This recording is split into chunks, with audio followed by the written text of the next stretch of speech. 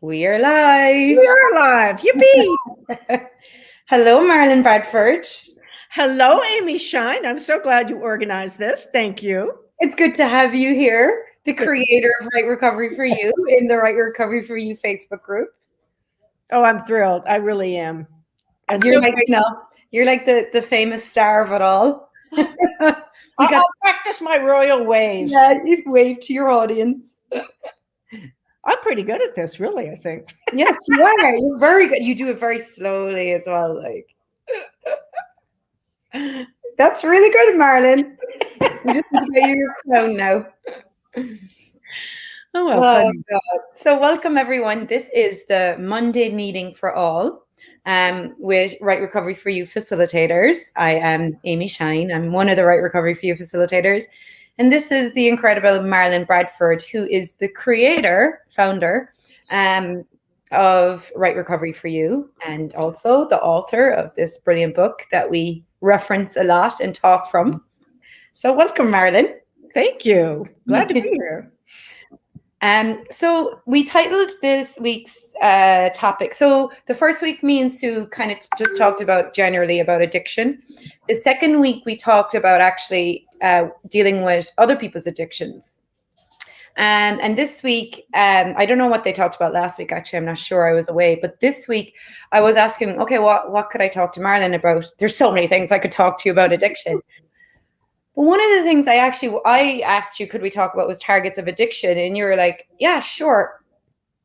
I'm not really sure what I was really talking about either. But so one of the things you say, Marilyn, that I'm still also trying to tease out is addiction is an energy looking for a target. Yes. So what does that mean? Well, it's interesting because there's a tendency, and I'm glad you asked that because I never really have put this into words, because addiction itself, well, it's an entity the way everything is in a way. It's an energy, but it's sought after by individuals. Does that make any sense? Yeah. It's kind of like someone could seek after anger. Anger is just there. It's an energy. And someone can, I mean, they don't often, sometimes consciously people do it, I think. But they're like, anger, I'm going to be angry. And then they find something to be angry at. Does that make sense? Yeah, then they have this story that goes with the anger. Then they have the story that goes with it. It's a little variation of who does this belong to. So you're walking down the street, you're feeling pretty good, and someone's around you and they're so sad, that's the energy. And you pick it up because we're psychic sponges. And then you go, oh my gosh, I'm so sad. And then you find something to attach it to. Oh, I must be sad because my uncle's in the hospital, or my best friend is moving. Well, that's very similar with addiction. It's in and of itself, people are looking for an energy of escape, an energy of tamping things down, an energy to not be aware and feel what they're aware of and what they're feeling, an energy of, I don't know how to cope with this. No, that's not the energy. But the thought is, I don't know how to cope with this. What energy can take me out of that? Yeah. So Marilyn, would you say like addiction has many energies then? No, well, yes, actually. And I think people put different spin on it. I mean, people who use alcohol as an addiction have it's a different energy in a way than people who do perfectionism, but all of it's about the same thing, or people who do trauma drama. It's all about leaving yourself and going into something that takes you away from you. Mm-hmm. Yeah. If that makes sense. But no, that's another really good question, because it can show up in so many different ways, and it can feel different. Like if you're around someone who's really into alcohol, it can have a slightly different energy. You know they're gone, but it's a slightly different energy than the workaholic or the alcoholic, or something like that. So yeah, or someone who's using food Or food. Yeah, exactly. And even drugs have like Drugs, marijuana has a different energy to someone using prescription pills, to someone yes. using alcohol.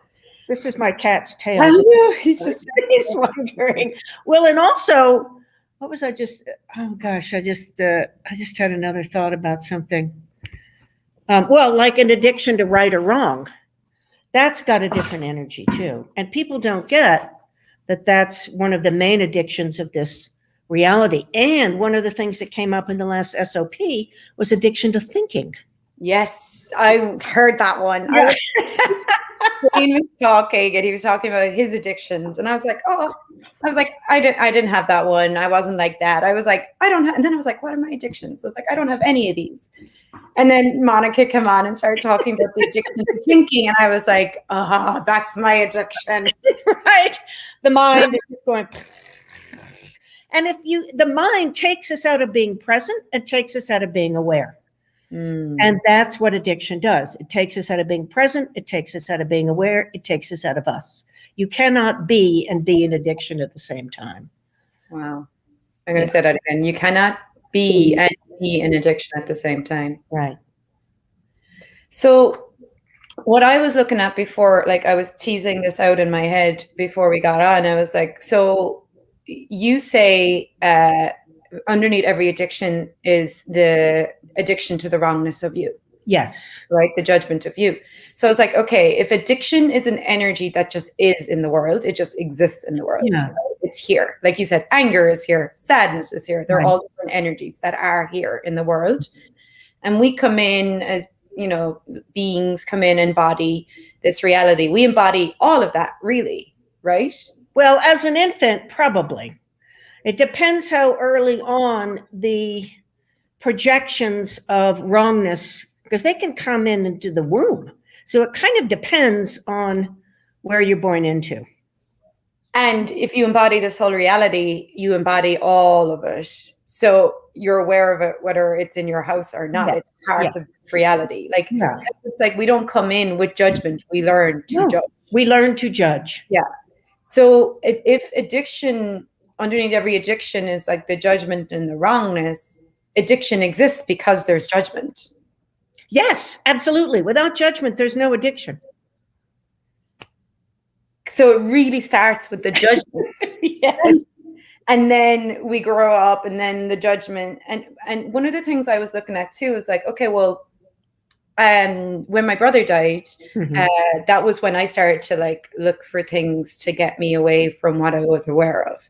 Right. And first, I remember it was like I was doing college, or I was in my last year of school. We call it secondary school. It's like your leaving cert. And I remember I became obsessed with studying. Like I just studied all the time, over and over and over. Like that was my, I guess, addiction. That was my taking me out of me.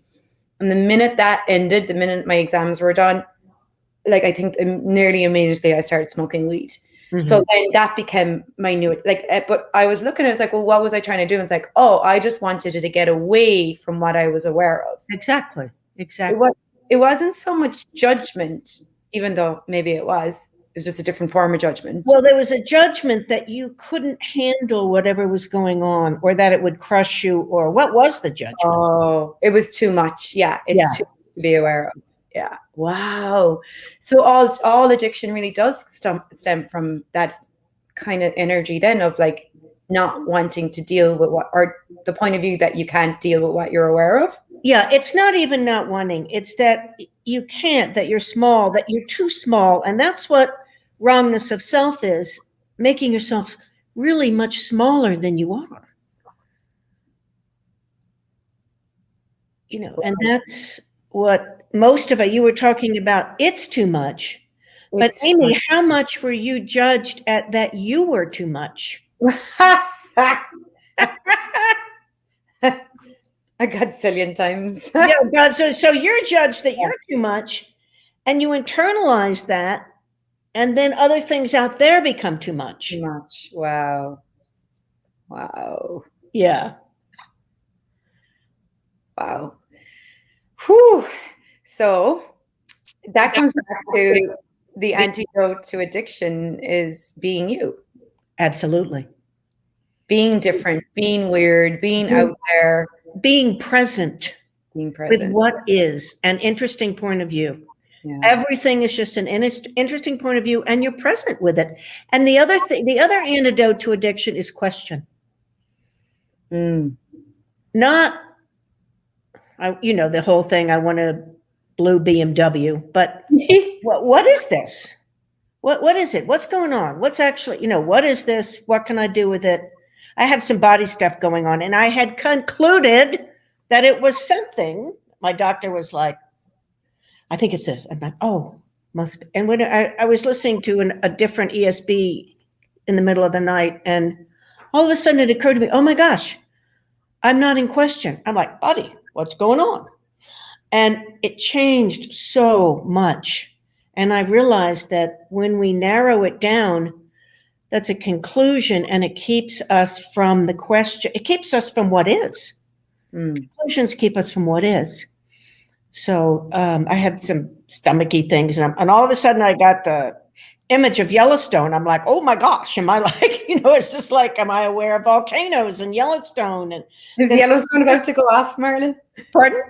I don't. Well, I'm not sure, but essentially, and then I got some other awarenesses, and it's like, oh, everywhere I've concluded, it's blah blah blah, and my whole body relaxed. So question, because addiction is a narrowing, conclusion is a narrowing, judgment is a narrowing, and space, question, possibility, that is space where addiction can exist. I love that. Addiction can't exist when you're being space. Exactly. But when you, like you said, like go into the judgment of you, the wrongness of you, or I can't handle this, this is too much, I'm too much. That's where addiction, that's where then you become the target for addiction. Well, it's more that, okay, you have infinite energy, right? I mean, just amazing potency. Whoo! That's why you were judged as too much. Yeah. When you contract, imagine taking a thunderstorm and contracting it down to a bowling ball. You talk about not being able to handle it. And that's what occurs with most people. The wrongness, everything else, they contract down, and there's way too much energy potency to be able to be so contracted. So it's like, help me get away from this. It's often not even what appears to be on the outside causing it. It's much more like you just can't put that many volts into a tiny little thing. Wow. Wow. So what are some tools we could give people? So like they're like people are walking around every day feeling like they're too much, they're not enough, they can't handle this. And like you are walking through the world and that shit hits you like a brick. And then you're like, okay, now I want to go have a drink, or now I want to go smoke, or now I want to go eat. What tools can we give people in those moments to recognize like that energy and what the energy of addiction is and how it hits you? Well, one of the things that I tell people is put it off for 20 minutes or half an hour. I love that one. Yeah. And part of that is it does two things. One, and then use that time to expand out, to go out in nature, to be by yourself, to ask questions like, what else could I choose right now? And to not make yourself wrong, even if you do choose to go have the gallon of ice cream. And the other thing it does is it lets people know that they do have choice. If you can put it off for 20 minutes, you have some choice here. It's not greater than you. And that's a really helpful thing for people to know. And then if you do choose to do it, it doesn't work so well if you're taking like methamphetamines, but if you're eating ice cream or even having a drink, or just, I got to work on this, do it with awareness. Be present with it. I think I've told the story before. Well, I know I have, but where I had a client who was having issues with alcohol, and she's like, but I'm going out for Mexican food. This was in Texas, where we took our Mexican food very seriously. And she said, I always have a margarita with Mexican food. So I said, okay, have a margarita, but drink it with awareness. Pick it up, smell it, have a very small sip. Notice what it tastes like. Notice how your body reacts to it. So she said, I can do that? I'm like, yeah, just try it out, She came back the next week. She said, I realized I don't even like margaritas. I would just gulp them down because that was the habit.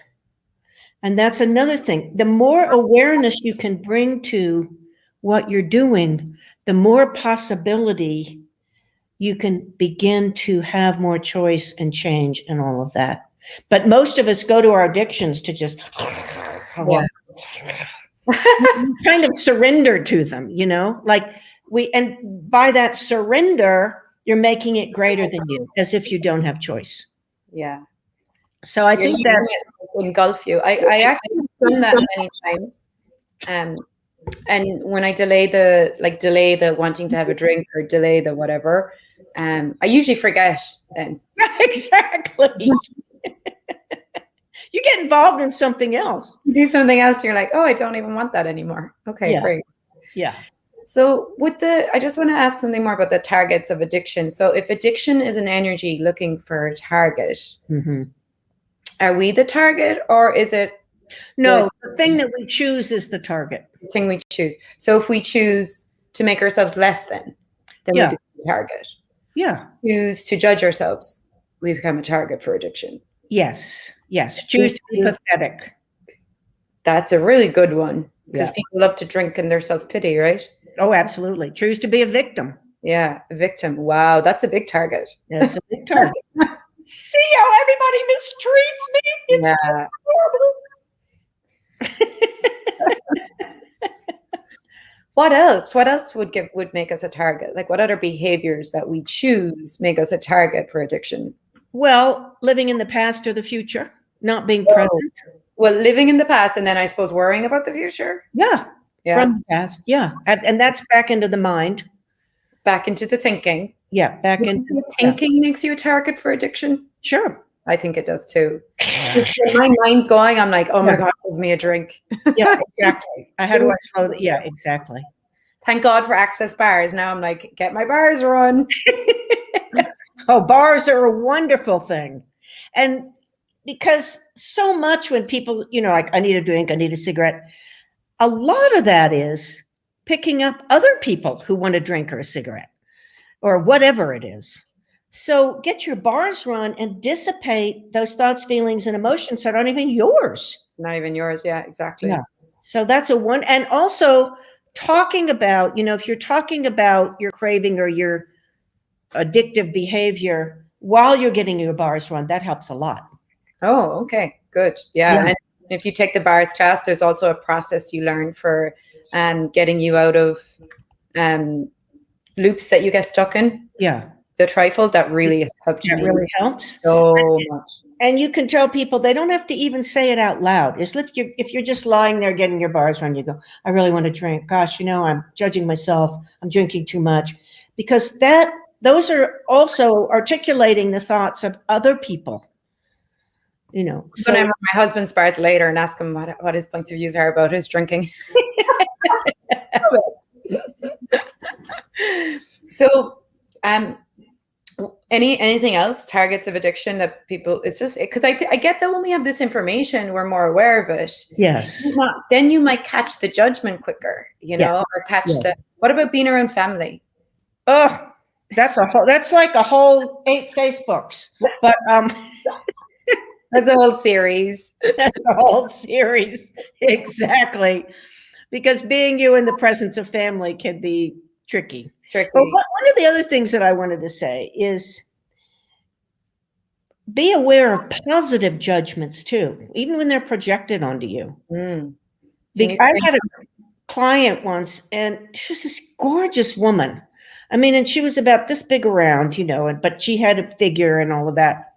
And she was like, because everyone judged her for being gorgeous and having a perfect, almost Barbie doll figure. And she wasn't like obsessed with Barbie. That was not her thing. Yeah. She was like, I gained 1/4 inch on my thigh. I'm like, hey. Neutral expression, Marilyn.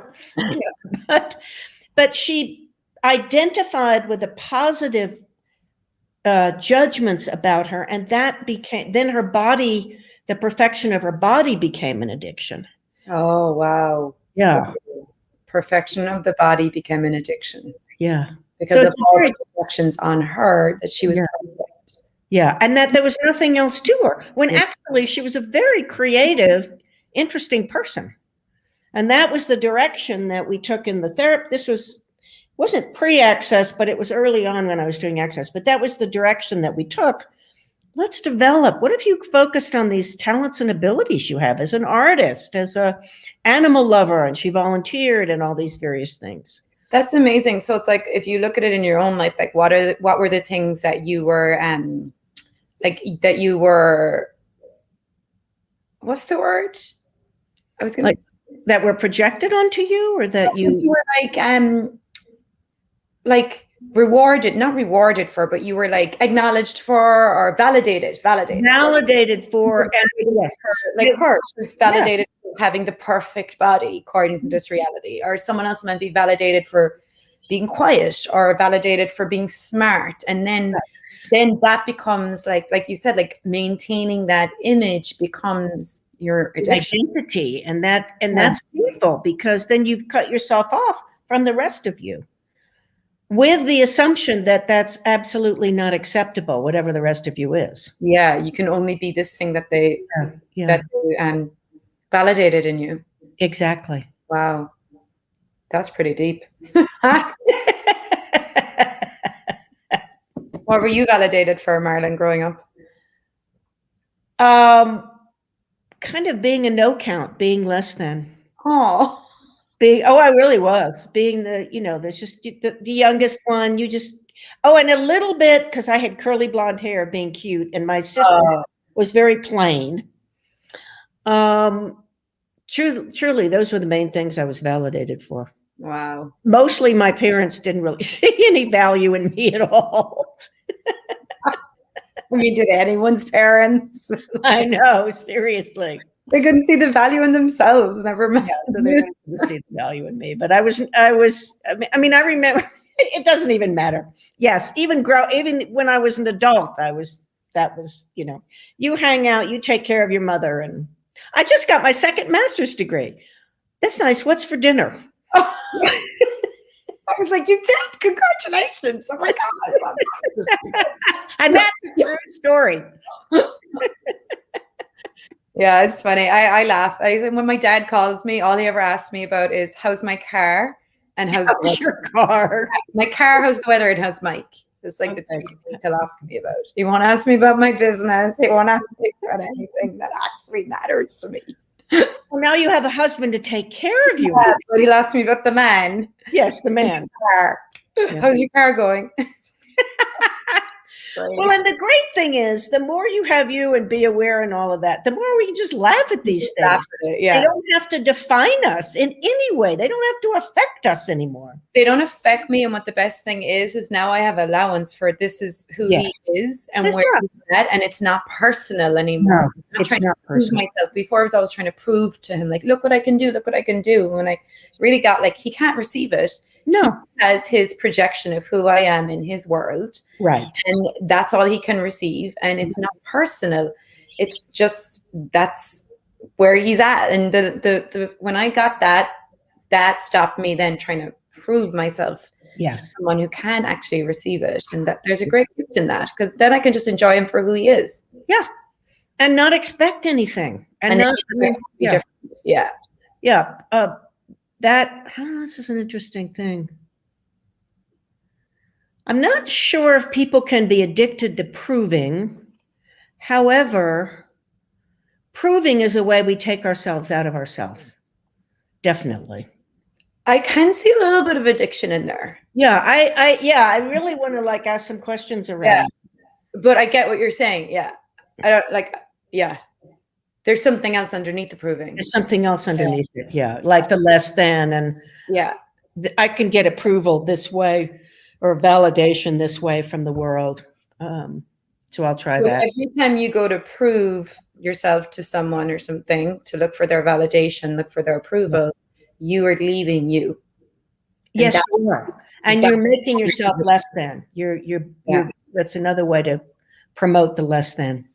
And that's what you say. Addiction is always an energy where you're leaving you. Whenever you leave you for someone or something outside of you, that's the energy of addiction, right?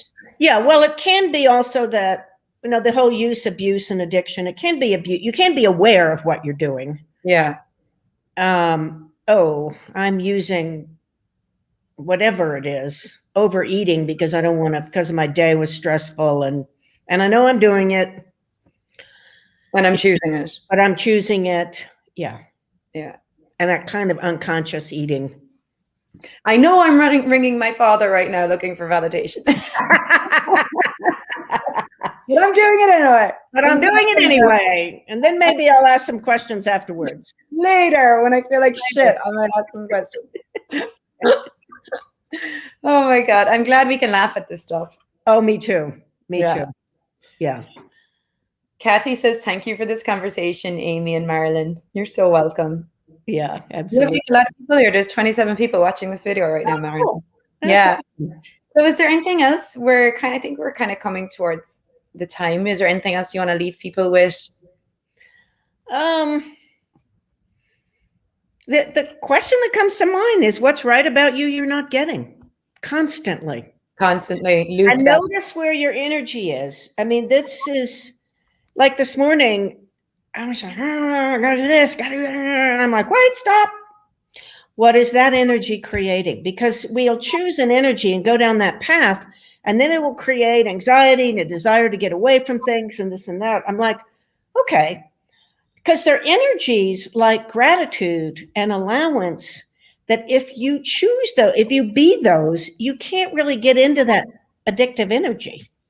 So I'm like, okay, so what am I grateful for? Oh my gosh, I'm going to Mexico. I've got time. I'm pretty well prepared. I'm going to see friends. I took a walk. My kitties are good. And building up that energy of gratitude. And I get to do this, not I have to do this. Because organizing and packing is not my fave. But I love that. So you just said something there. So gratitude and allowance are an antidote to addiction. Yeah, absolutely. That's brilliant. We're really into gratitude, and not just for things, but seeing the gift in everything. Yeah, you're alive today. Like yeah, exactly. Yeah, I love that. The electricity's working. I have a roof over my head. Yeah.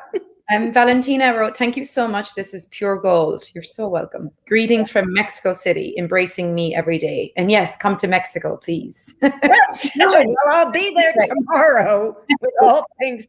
Theoretically, I'll be there tomorrow. Yeah, we have certified facilitators in Mexico this week. But have you done Right Recovery for You in Mexico, Marilyn? I have not. I've talked to some people, but it's not actually transpired. But I'm looking forward to it. Yeah, absolutely. Do we have some Spanish Right Recovery for You? Yes, we do. And we have. It's interesting. We have people in Dr. Sarah's in El Salvador, and then we have someone I think in Venezuela, and there's a wonderful woman who only speaks Spanish, so I always have to have an interpreter. Mm-hmm. But we do have Spanish-speaking Right Recovery for You facility. Do you have the book in Spanish? Yes. Okay. Spanish, Italian, German, and French, and it's just important to note that the Right Recovery for You facilitators facilitate intro classes and the 1 day Right Recovery for You. And Marilyn is the only one who facilitates the 2.5 day Recovery of You with Ease class. So that is a wonderful class too. If you haven't taken it with Marilyn yet and you want to delve more into the Right Recovery for You topics and the depth and breadth of this work, it's pretty deep and it's very rewarding. Thank you. It should be, and hopefully empowering. It's very empowering. Yes. A Right Recovery for You is a conversation that goes straight to the core of what's really going on. It's not like a fluffy, no, we're not fluffy. No, we're not like, what would it take? We're like, no, let's look at what's really going on here and change it. So it's a great class. And the entity of Right Recovery for You is such a gift as well. So, well, thank you. And thank you for organizing this, Amy. And You have any Right Recovery for You classes coming up online? I do have a Right Recovery for You class coming up. And of course, I can't remember exactly when it is, but I think it's in January. You can go to marilynbradford.com or the Access Consciousness website and look up Right Recovery for You, or look me up as a facilitator, and it'll be listed there. And don't forget to try these taster classes. They're amazing. Yeah, the Taster series is really incredible. Yeah. And the book club too. Yeah, and the book club. And Yeah. every Monday we're here. Yeah. Here. Yeah, every next Monday. I'm not sure who'll be on. I'll be in Mexico. You'll be in Mexico. That's exciting. But I think we'll have 2 other facilitators on next week. Yeah. I just posted your website in the chat there for anyone who wants it. Great.